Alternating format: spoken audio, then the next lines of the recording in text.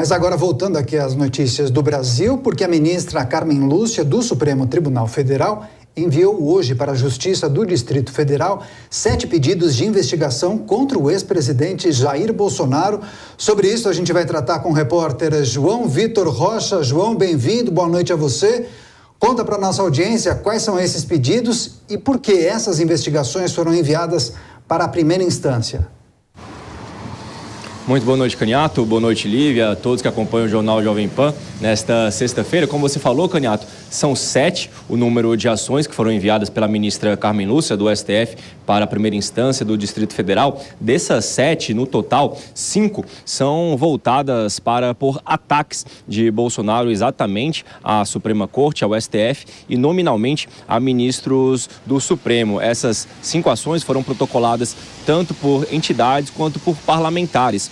Todas elas foram feitas em 2021, envolto àquela polêmica do 7 de setembro. Talvez o momento em que Bolsonaro ele esticou mais a corda, ele proferiu os maiores ataques contra o Supremo. Naquele momento, num caminhão de som aqui na Avenida Paulista, na cidade de São Paulo, por exemplo, Bolsonaro xingou Alexandre de Moraes, disse que não cumpriria mais as ordens de Moraes e disse que o ministro precisava, por exemplo, se enquadrar. Então, 5 dessas ações envolvendo essas falas de Bolsonaro contra a Suprema Corte e contra ministros do STF agora estão na primeira instância do Distrito Federal. A outra ação, a sexta ação, é por suposto crime de racismo, quando o Bolsonaro ele comparou o peso de um homem negro a arrobas, que é uma unidade de medida utilizada para pesar bois e na época da escravidão era utilizada para pesar os escravos daquela época. E a sétima ação, a sétima e última ação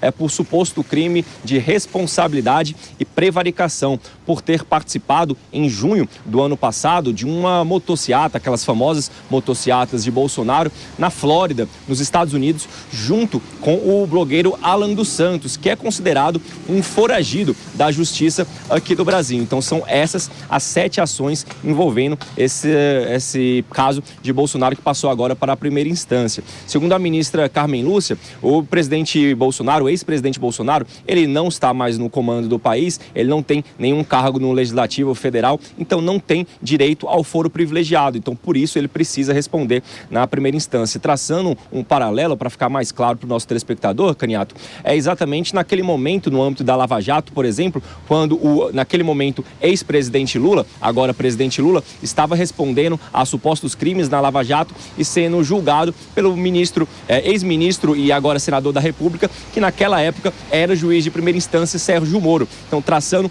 esse paralelo, o caso de Bolsonaro agora indo para a primeira instância é mais ou menos em relação ao caso de Lula na Lava Jato, Caniato.